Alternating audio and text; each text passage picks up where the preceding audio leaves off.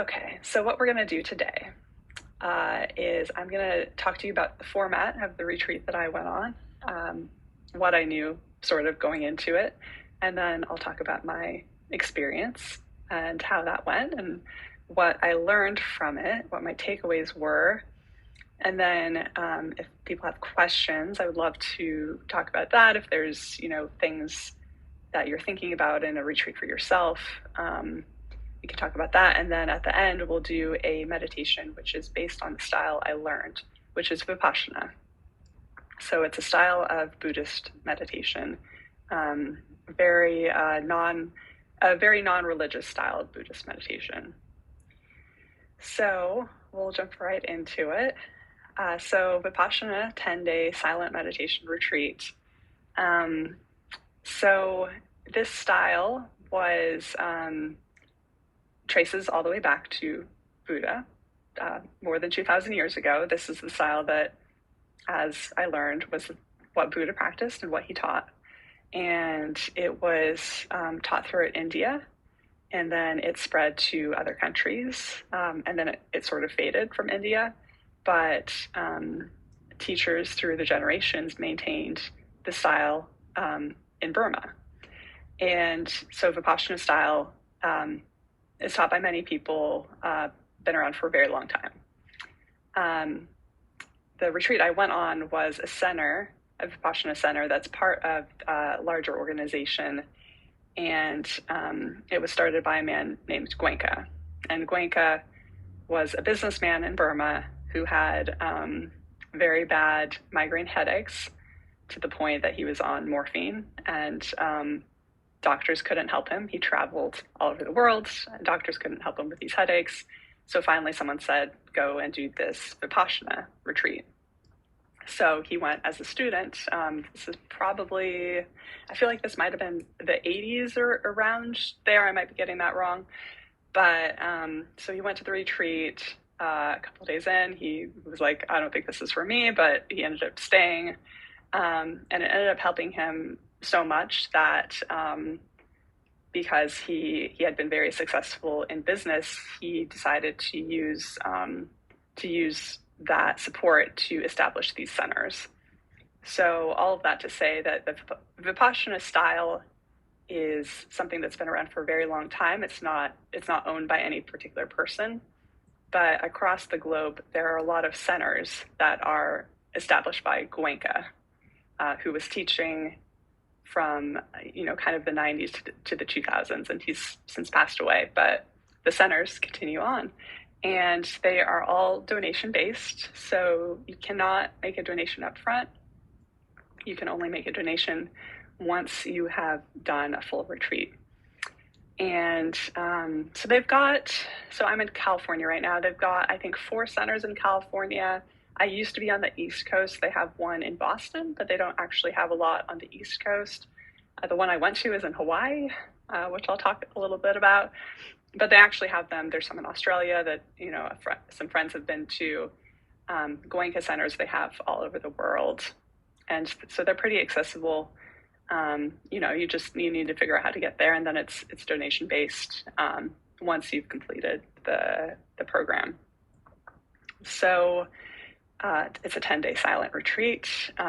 So essentially you arrive on kind of day 0, and then you leave on day 11. So you really do have the 10 days. So you get there, and then you do a meditation, and then that evening the silence begins.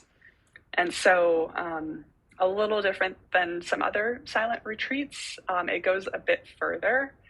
So you are asked to not make eye contact.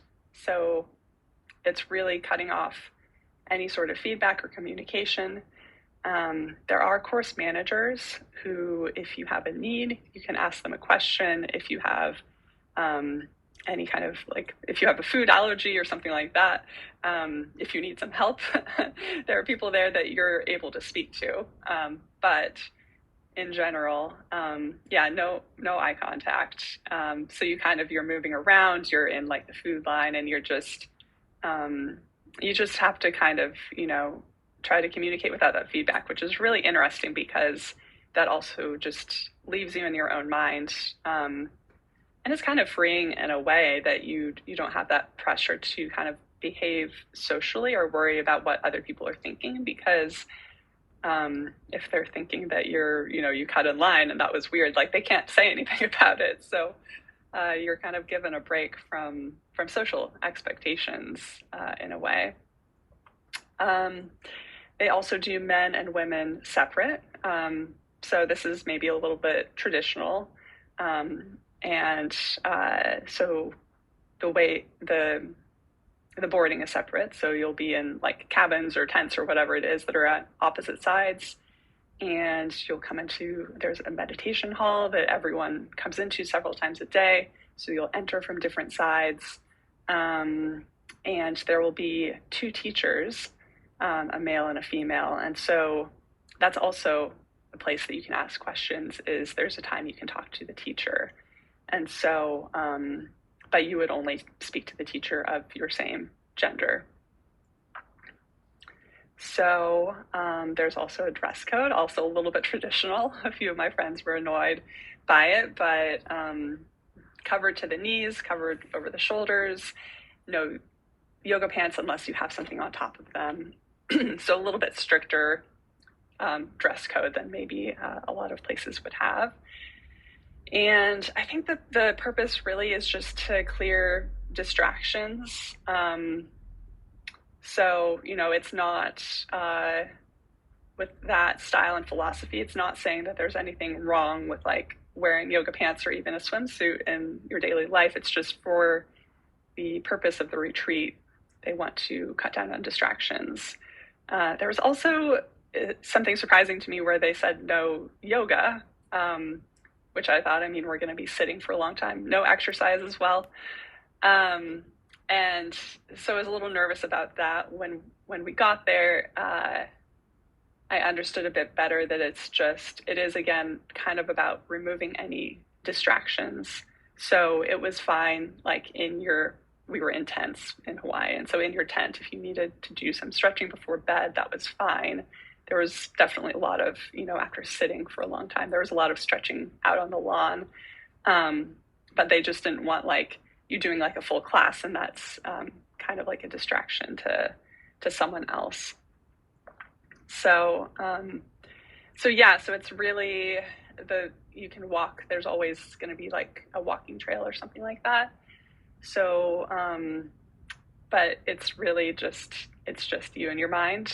And then the style is about accepting things as they are. So I think that goes into it as well, that you can't like get out the stress by running or doing some other kind of practice, but this practice is really about just accepting things exactly as they are, and also taking a break from other practices. So for example, mantra chanting, if that's something you love. I do energy healing, I do astrology, so there's different practices people come in from, and they do ask you to take a break from those. And it's really just to make sure that you are learning their practice and giving yourself the best chance to learn it.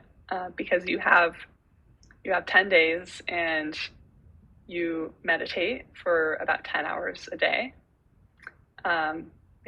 Great question. Can you cry? That's interesting, because I thought that I would be just like a mess of crying hysterically. Like I thought that a lot was going to come out emotionally, and I was surprised that I didn't. You definitely can. So I do want to talk about the schedule, because that was interesting too. You definitely can cry. I think the only drawback would be there were certain meditations during the day that you had to be in the meditation hall for the entire hour. And so then there might be a question of like, is that distracting? Like you might try to just cry a little more silently. I'm not sure though. I'm curious now if someone was crying, if they would if they'd ask you to maybe quiet down. But in general, like if you were like in your tent or something, yeah, you could definitely cry. I think that would be fine. Yeah, so the schedule, good question, Rachel. So, so you wake up at 4 a.m., and then you have 30 minutes to get ready. The first meditation starts at 4:30 and goes to 6:30, so that's 2 hours.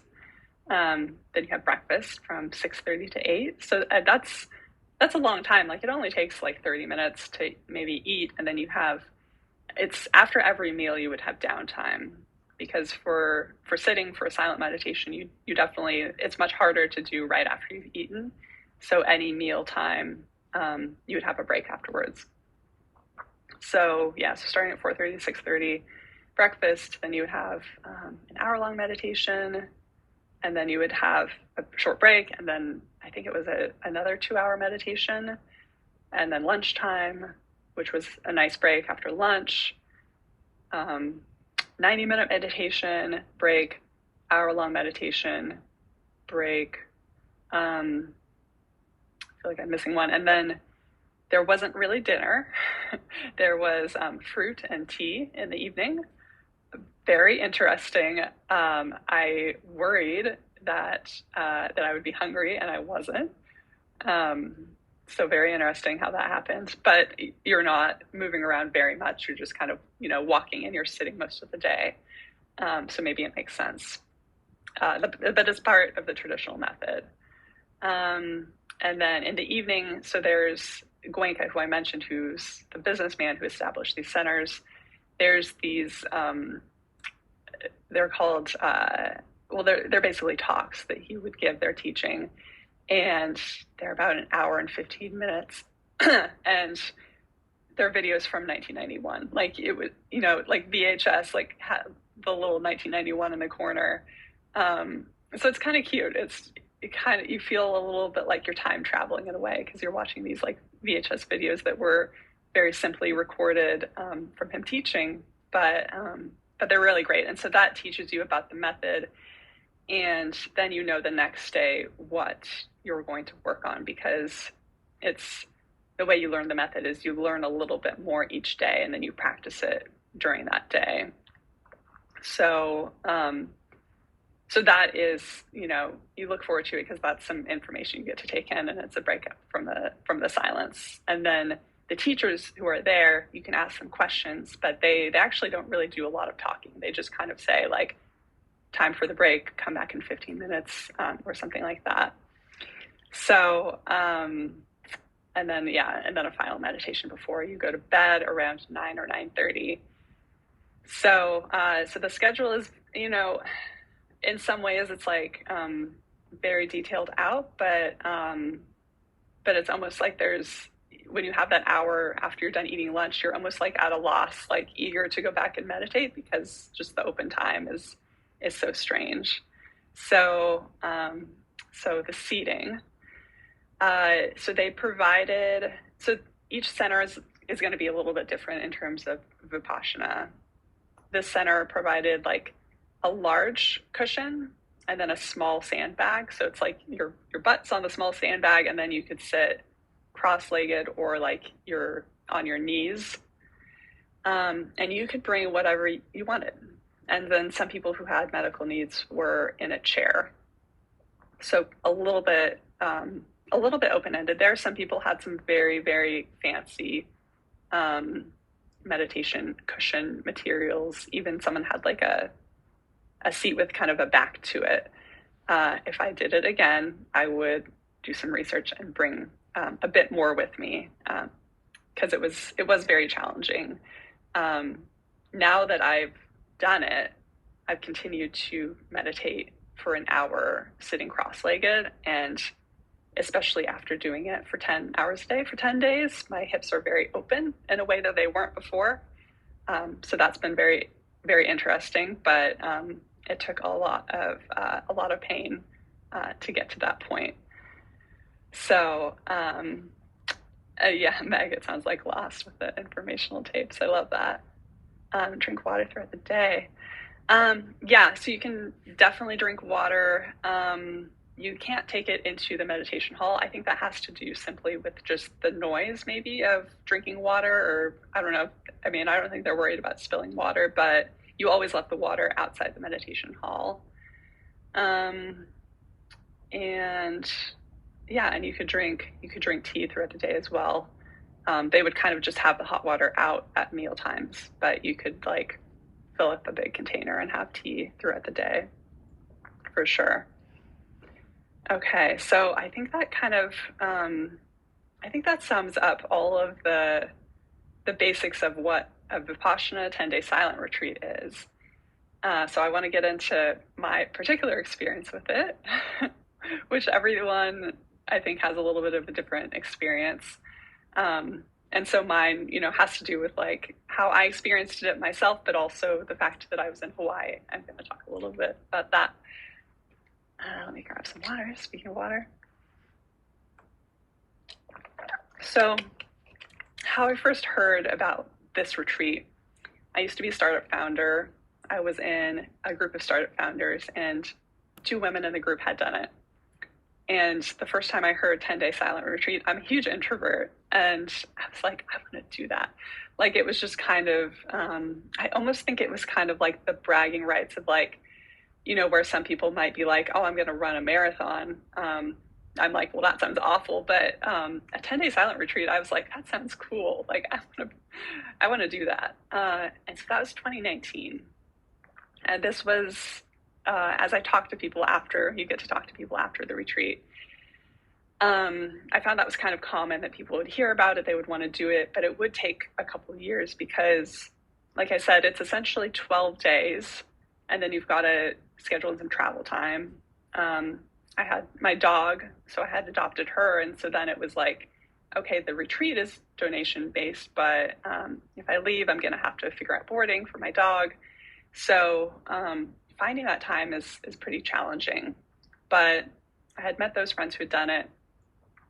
Then I had moved back to New York. I joined a book club. Ironically, 2 women in the book club had also, one of them had done a 10-day retreat. One of them had actually done like a 4 or 5 day silent retreat. And so I just continued to meet more and more people who had done it. Last summer, I was looking for a meditation teacher training, and a friend had done one she really liked. I signed up for it, and it ended up being mostly focused on Vipassana-style. So then I found out that the woman who created that meditation teacher training had done a Vipassana, and that's where she got the idea to do it.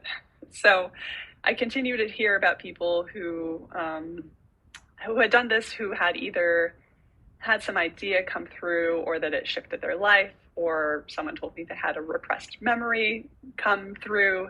And so it just, I started to understand that it was just like a very like deeper way to kind of, I don't know, it's like a dental cleaning, like just clear things out, see what's in there in a very, intense and short period of time. And also to build up that ability, because I had been meditating daily for 25 minutes, and that was really it. Like, I couldn't sit for any longer than that. So it was really interesting to do the intensive and then be able to come out and be able to meditate, for an hour at a time and feel good about it and not feel like it's a huge strain. So I wanted to do it for a long time. My biggest blocker was my dog, who she's a senior Chihuahua. She has some separation anxiety, and so I was worried about leaving her at a boarding place. I was worried about asking a friend to take care of her. I hadn't even left her for a weekend, so there was a lot of fear building up around that. I ended up coming to stay with my family for some time, and they had their own health problems, so they were not wanting to watch her for that period of time. So I finally got to the point where I was like, okay, I know that I want to do this, so let me just go ahead. It's going to be expensive, but let me book someone for boarding. And so I went through that whole process, and what ended up happening, which I feel like this is a theme and a pattern when you know that it's something is meant for you, that whatever your worst fear is around it comes up. And so the week before I'm supposed to go, so the flights are booked. And the reason I chose this one in Hawaii was the friends in the book club I mentioned. They were both going to this one. So I thought if I'm going to do it, I should do it with friends, and this is the time. So everything was booked, the dog boarding, the flights, the everything. And then my dog Bambi started doing a lot of shivering, and she had some kind of health problem. And so, I was like, oh my gosh, I've come all this way. Like I'm going, I know that I'm going. So I ended up taking her to the vet, and it was just some arthritis and back pain. She got pain meds. And the ironic part about that is that because she needed to rest, she needed to not go on walks, my family was willing then to take care of her because they didn't want to worry about going on walks. So in a weird way, things just, like the timing and everything just fell into place perfectly. So she got to stay with my family, so I felt even much better about that. So it was beautiful. It was beautiful. So head off to Hawaii with friends, and okay, so I had been familiar with the different centers, and my friends decided to go to this one in Hawaii. I had looked on their website and stuff, but so something I didn't know was that the Vipassana Center in Hawaii had gone shut down from a lava flow a few years ago, and so they hadn't reopened it. So the place we were at was actually a Boy Scout camp, and they had not used it before. It was the first time. So so I didn't realize that going into it. So in addition to being like physically challenging in terms of sitting all day and the meal schedules and everything like that, it was also camping. They told us that it was tents. They told us that we were going to be on cots. So I knew that. It's not that I didn't know that, but if you are someone who likes camping, or even if you're someone who doesn't like camping, like there's an element of roughing it. And, you needed a flashlight to get around. The bathrooms were like, I don't know, like open air, like there's a roof, but they're not totally sealed. Yeah, we were the guinea pigs. I mean, the tents were fine. They were like these really tall tents that were on these wooden platforms. But the canvas end of the tent did not seal on the floor. It just came down to the floor. So you got little like lizards coming in. It was kind of rainy, so you had to be careful about mud. And the thing about the tents was that they got really hot during the day. So like in the schedule, there were 3-hour-long meditations per day, separate ones that were like, you have to be here. And the other ones, it was like, you can meditate sitting in the hall, or you can meditate in your tent. The problem in the middle of the day was that the tent was like a sauna. So you couldn't really be in there. And you also, like, you were supposed to be meditating, so you couldn't really just be like walking around. So that was a little rough. And so it added a new layer of challenge, the fact that it, physically challenging of sitting and meditating, but also being in a tent, and being kind of, camping. So the first day, so I had this retreat, just highly recommended from so many people, like life-changing. I can't wait to go back. Just like very highly recommended. I have to say, the first day I was like, is this like some weird hazing ritual? Like, this is completely miserable. I had a really, really hard time. Mostly like with the sitting, but also something they tell you is, you're not getting the dinner, and, it's, you might think like, oh, I've got to like eat a bunch at lunch and stuff like that. And then it's just, the food is just buffet style, so you can have as much as you want. But if you remember that feeling of like falling asleep in class, like it was just, at that point, it wasn't even about the discomfort in like the hips of sitting on the floor. but it was just like falling asleep, like, and being like, I still have another hour of this, and um, I just have to be here. So I really have to say the first day I was like, I don't know if I want to stay. Like, I don't know this. How did anyone go through this and like recommend it and say that they would even go back? Like, I really was having some doubts and just like baffled, just like, I don't know how to describe it, but it was just like, I was really surprised that, I don't know, maybe that no one said how hard it would be. Um, so the second day, I was like, okay, I've been through one day. If I can get through one day, I can do 10 days. And then I started to think, okay, like each hour that I spend sitting with my legs hurting, it's like I'm doing yin yoga and my hips are getting more open. So it will get more comfortable. So that was comforting to me. Um, I started to think like, okay, I'm getting the hang of this. I'm getting the hang of it. Like, I sit cross-legged, my legs get to the point where I can't do it anymore. I bring them together. I let them like come back to life, and then I switch them and I put the other one on top. And so I got kind of into like a rhythm of like, here's how I get through 2 hours of sitting on a mat. That evening, like during that the discourse or the VHS recording, I started to notice a sore throat, and then by the time I went to bed, it was like a burning sore throat, and I hadn't brought like any kind of. I had packed very lightly, just because I was traveling and I didn't want to, you know, bring a bunch of stuff and like yeah, and I wanted to like do the meditation retreat correctly. Like, you know, you're not supposed to be drinking alcohol or anything like that, but like, yeah, I don't know. I don't know if they might even tell you to not. You're supposed to try anything that you don't need medically. You're supposed to try to not bring. So I didn't have anything with me. So I got up like late at night, had to go find the course manager and ask for some Advil.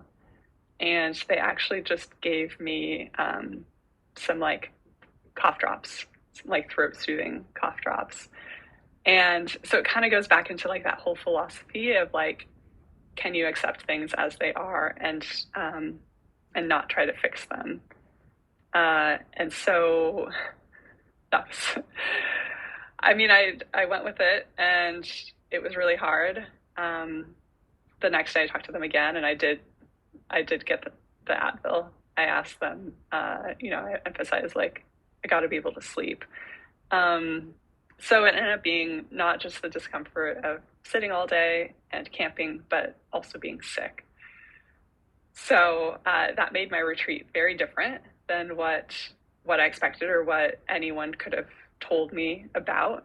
And I think what worried me the most about it was that I had spent all this time looking forward to this and being like, I'm going to go on this retreat. I'm going to have this deeper meditation practice.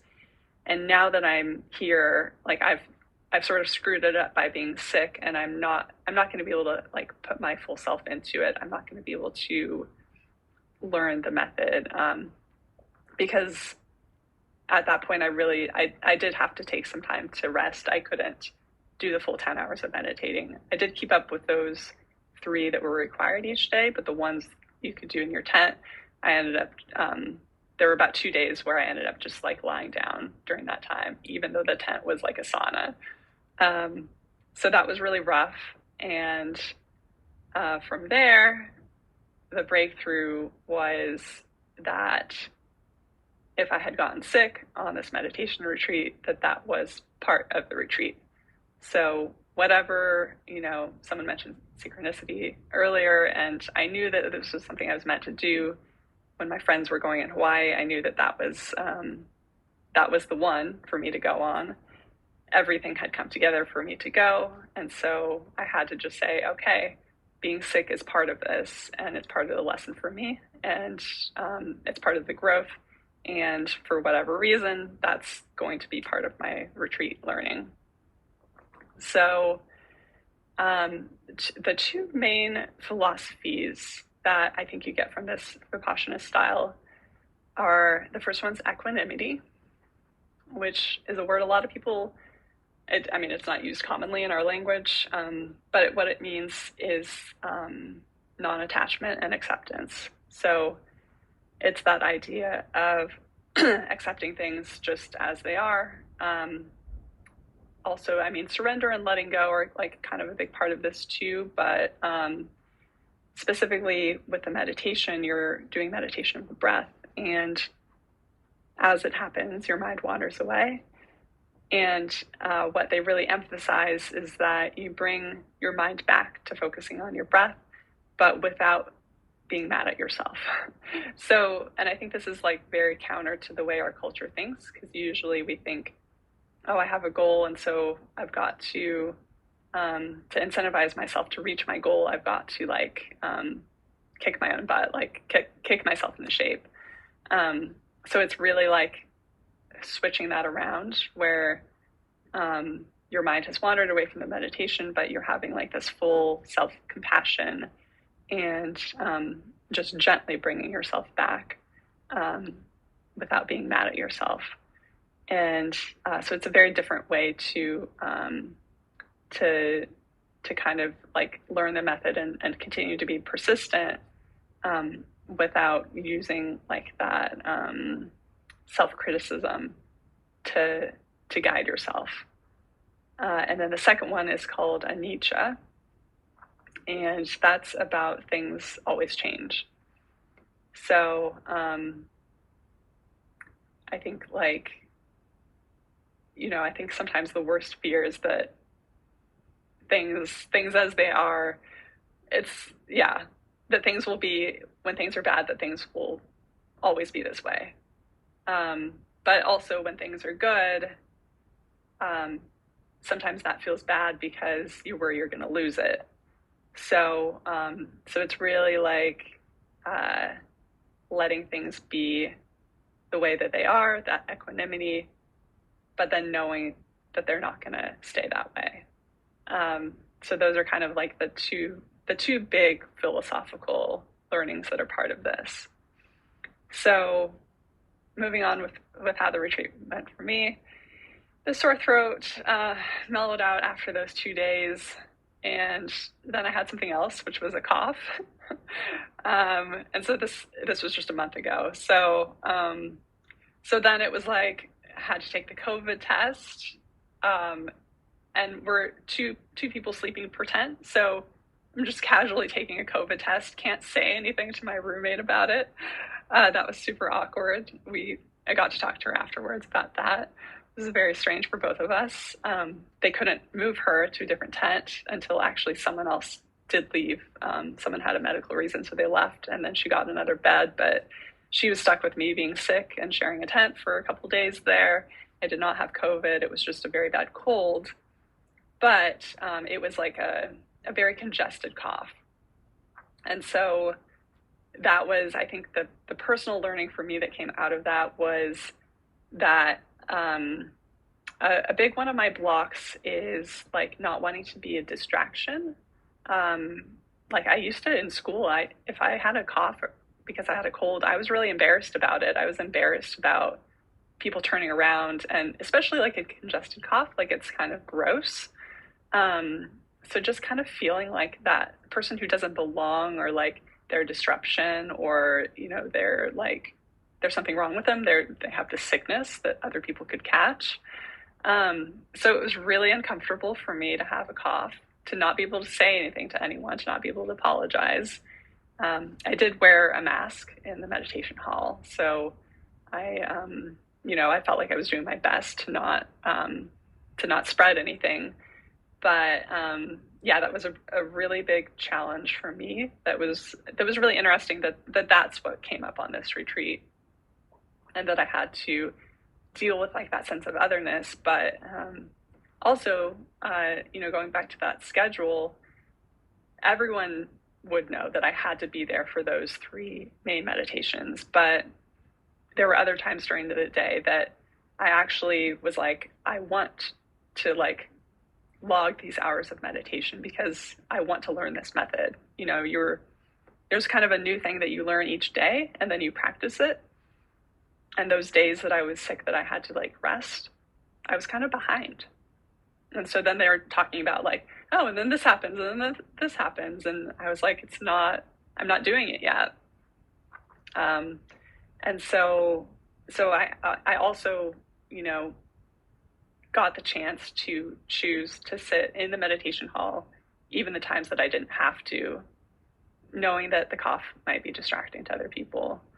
But saying like, this is my meditation retreat as well. And so I'm taking up the space, and I'm doing what I can to make sure that I learn the method and get the most out of this, because it's my meditation retreat as well. And I think a part of it too was I've always been kind of like a high achiever, and like school came really easy for me. So at that point when I was like, oh, I'm like 2 days behind now and I'm not getting it, I had to also learn a lot of humility there. So as much as the retreat is run the same every time, whatever you have going into it ends up being, your own unique learning from it. So I find that really interesting that for me, it ended up being so much about being sick and what came out of that. So what I've done since then, what they recommend is that you continue to practice this style for 2 hours a day, 1 hour in the morning, 1 in the evening. And what they also say is that when you're meditating that much, you don't need as much sleep. So you're saving about an hour there. And because when you're meditating that much, your brain is able to process stuff, and creative ideas come through much more easily. So your work will get done an hour faster than it normally would. So it really evens things out. If it sounds like a lot of time, it definitely evens things out. I did the 2 hours a day for about 3 weeks. This past week, I've just been doing 1 hour. I mentioned the thing about like the soreness in the hips, and I like the meditation style. I want to continue it. But also a little part of it is that if I stop doing that hour a day, I know my hips will tighten up again and it'll get harder to get back into it. So that's kind of like the side incentive that's pushing me to keep it up. But I do really like the style. There's other styles I practice too. So that's why I've gone down to just the 1 hour, but I might go back to it at some point. So I know we've got about 15 minutes left. So let me know if anyone has questions about this particular retreat, or any general questions about retreats in general, anything that I didn't say or that you're just curious about. I'm happy to share. Let me go back to what Richard is saying.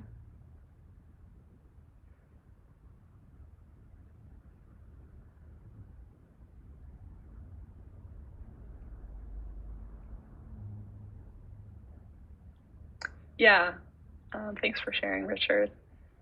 So he's talking about how Goenka was, he wasn't a monk or, like a full-time spiritual leader in that sense. Like he calls himself a householder, which basically means like a business person or someone who's working. And so he talked a lot about like, you don't come on the retreat and then, go back and just, you don't have to just like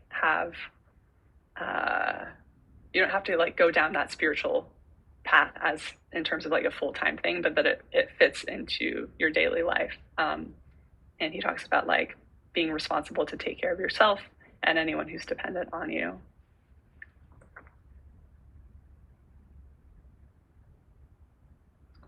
And Rachel, is there anything to prepare for a silent retreat? I mean, with this retreat, like the one thing I would do differently would be just like the props with the sitting. That seemed like something easy that, I knew that they were going to have cushions, so I just thought I'll go in and I'll use what they have. But I think that would have been really supportive, quite literally supportive, to have some more blankets, or to really like see what worked for me.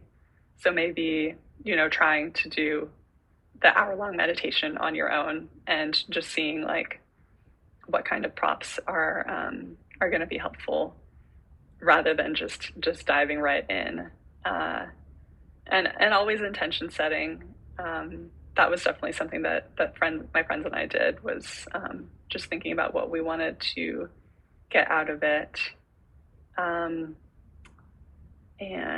yeah, I'm trying to think of what else.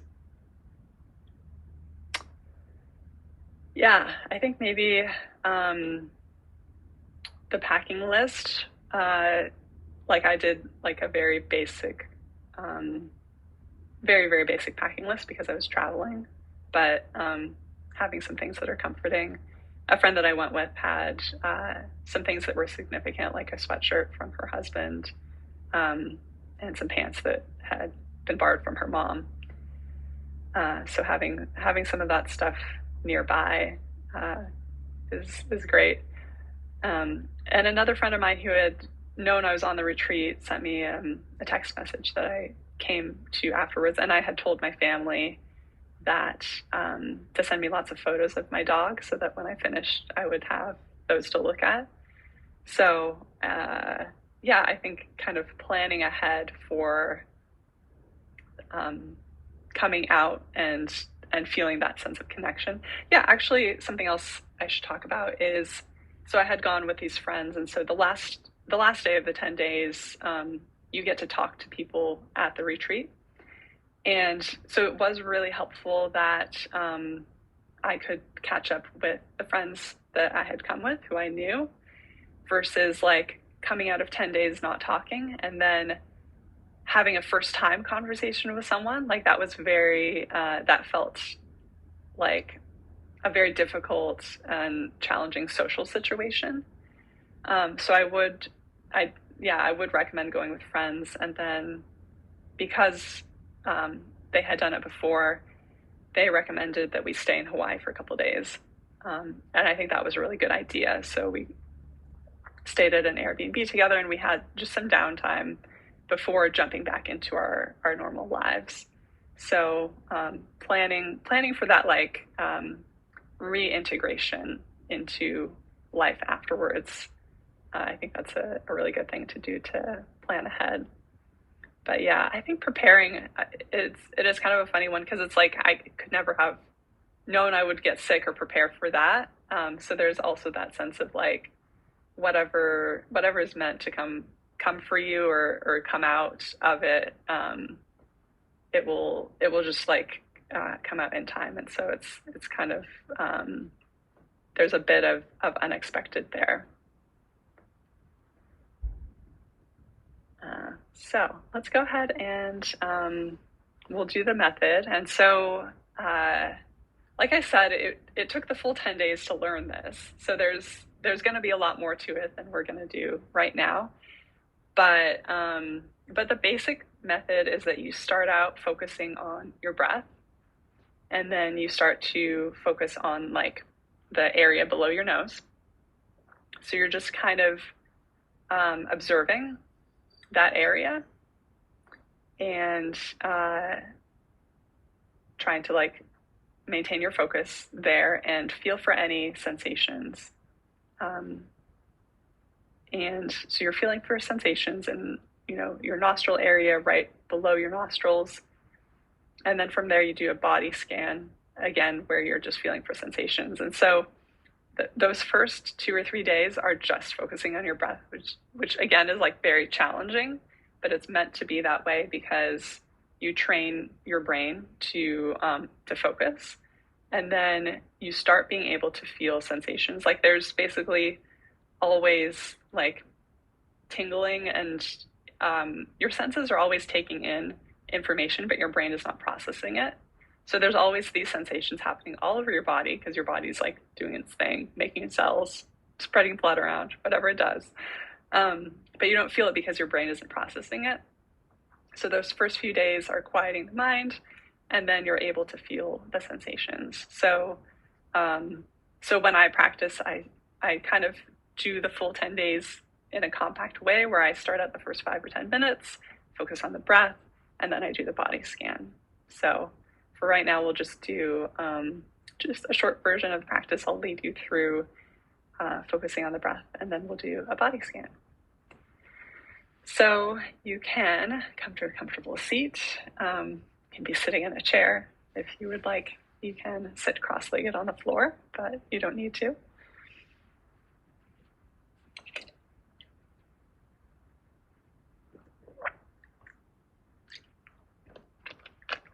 And allow your eyes to close.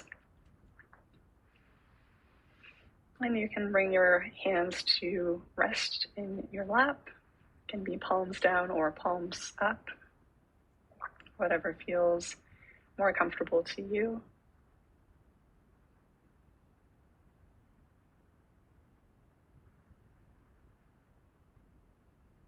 And notice how your body feels. You might reach your shoulders up, back, and down, and lengthen up through your spine. And sometimes I like to lean forward and backward and just find that point of balance where my shoulders and my head are directly balanced over my hips.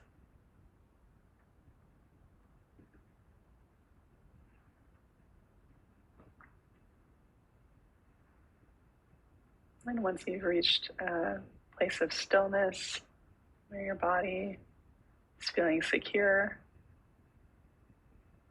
start to bring your awareness to your breath.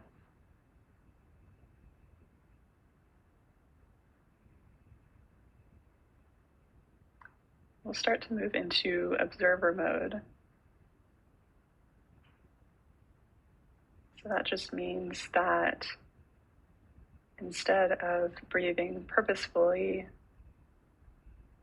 just allow your body to take breath in when it needs it and follow its own cadence.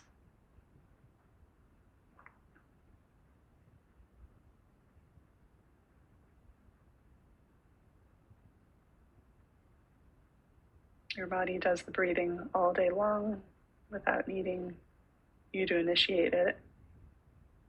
So sometimes when we get silent, we start to become more active with breathing.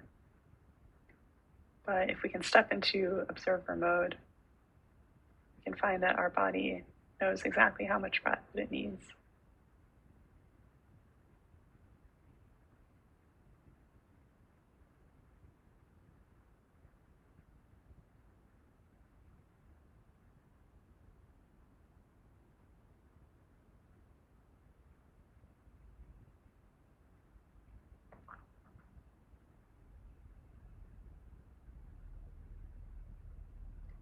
And with your awareness on the breath, start to notice the physical sensations that are associated with it, especially right around the nostrils.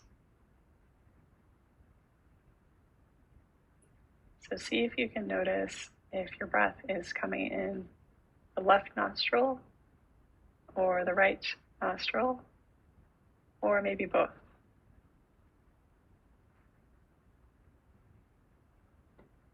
You might be able to feel cooler air coming into your nose on the inhale and warmer air coming out on the exhale.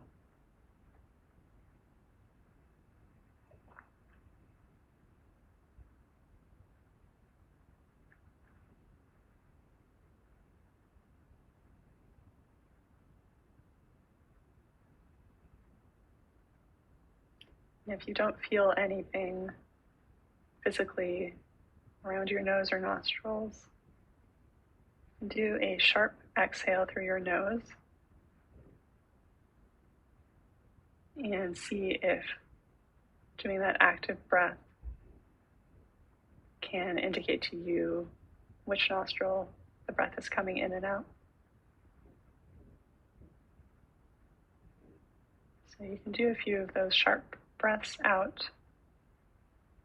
And then once you've picked up that sensation, allow your breath to go back to the natural cadence and see if you can feel the more lighter sensation of your natural breath.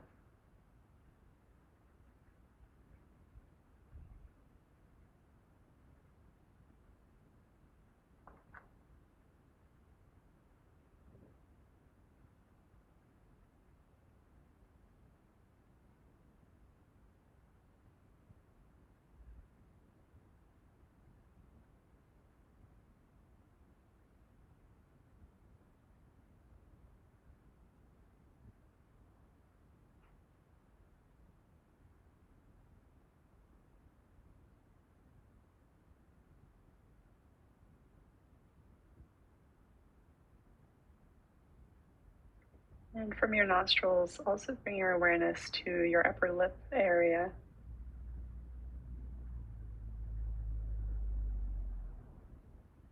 And just rest your awareness there.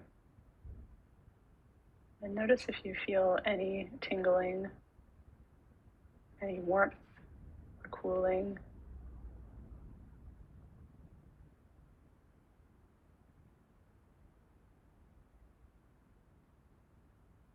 Putting all of your awareness into skin in that area.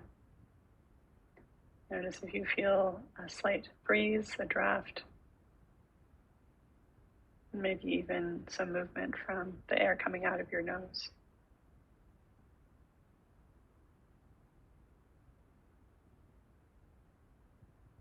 And if you don't feel anything at all, that's okay too.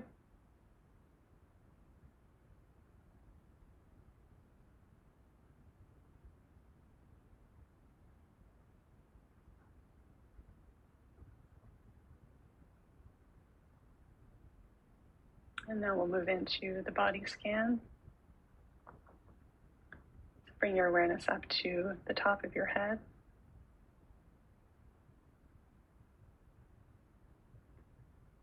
And just observe if you feel any physical sensations there. These don't have to be anything fancy or special. It could just be some tension, some warmth, a tingling, some pressure. And from the top of your head, move your awareness down your face, down the back of your head.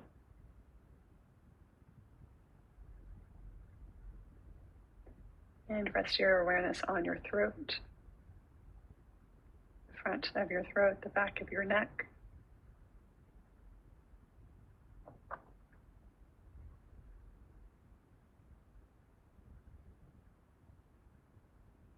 Notice if you feel sensations or if you don't. You can always pause a moment longer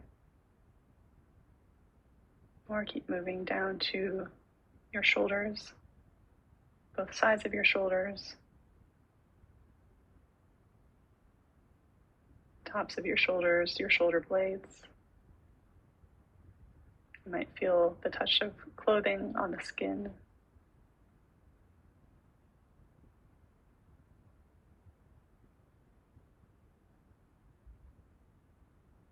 And move down to both upper arms.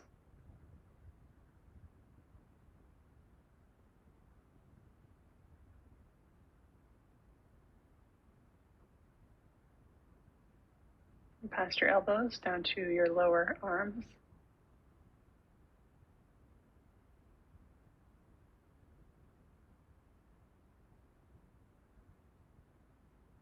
And down to your hands, all the way out to your fingertips. Noticing if there's any sort of vibrations or tingling, or just some kind of pressure, softness, warmth, coolness. And from your fingertips, come to your upper chest. Bring your awareness to the whole area of your upper chest at one time.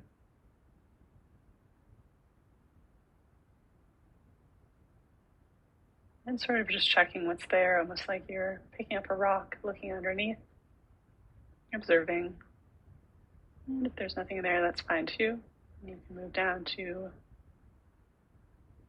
your upper belly, your ribs.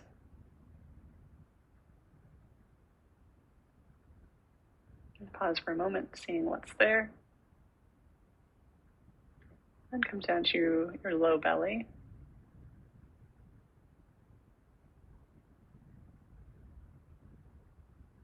And move over to your upper back. Checking in for any pressure, any touch of clothing. Down to your mid-back. From the sides of your torso all the way across your mid-back to the other side of your torso. And then down to your low back.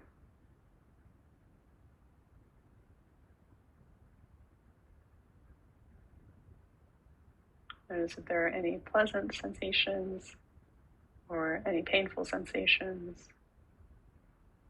And not arguing, not trying to change, just observing, even getting curious, noticing where that sensation starts, where it ends.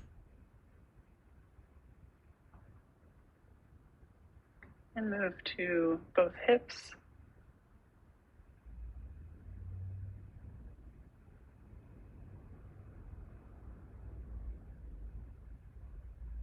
And down to your upper legs.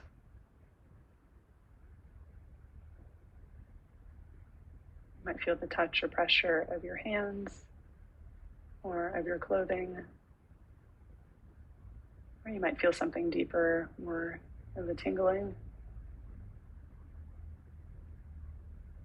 And move to your lower legs.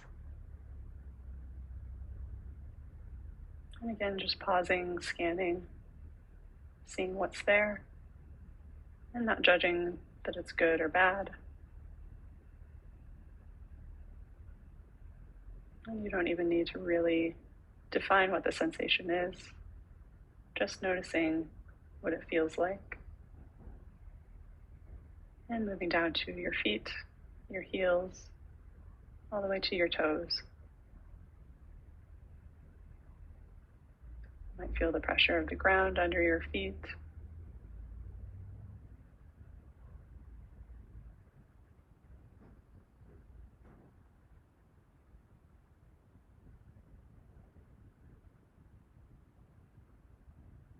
And now as we end, taking a moment to feel the stillness in your body and letting go of any judgment, any frustration, any sensations that were present or not present.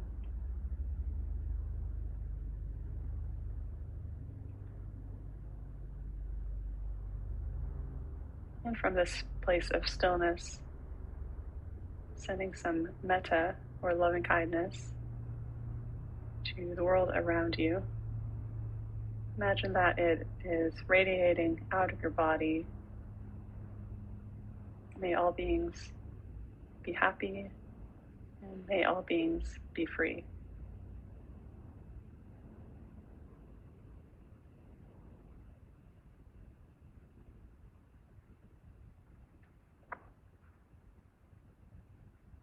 When you're ready, you can start to come back to your body more actively, taking in a deeper breath. And as you exhale, open your eyes. And you might find some stretches.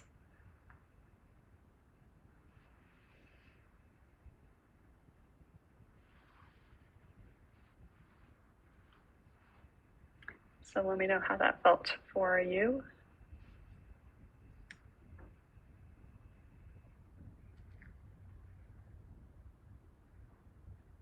Hope everyone is feeling good. So that was really a mini version of the meditation that I do now in an hour. Starting out on the breath, and then you start with a body scan at your head, and you can move down. You have some freedom in terms of like what order you want to move down, but what I took you through is the order that I go through. And then from the feet, then you start at the feet and you move in reverse, going back up to your head and then back down again. And you can do it. I think it's kind of, the recommendation is that you kind of do it pretty quickly. Like you check in with the body part, you see what's there, what's not there, you keep moving. So there's really like no judgment for whether you're feeling something or not. But if you, I struggled to feel sensations, especially I felt more in my arms and legs than the center. So I would do a lot more where I would pause for a bit longer. And I know some people, like if they did feel a difficult sensation in an area, sometimes just pausing and observing it, it would eventually shift and change. So yeah, it's a really interesting method that seems very simple, but I think what's deeper about it is how it shifts your brain in the sense of you're observing things. It sounds very simple. You're observing things without trying to change them, but that ends up creating basically a new neural pathway that in the rest of your daily life, when something stressful happens, whether it's like driving in traffic or something someone says, you find that you have that little bit of a pause where you're just observing and you're not like reacting. So that's really what the practice is practicing a meditation so that you can bring it into your daily life. So the 10-day retreat is just the beginning. I think it's kind of like a boot camp where it kind of gets you going and gets some momentum going, but then from there it still comes down to doing this every day. And so yeah, so that's been my experience, and thank you all for stopping by.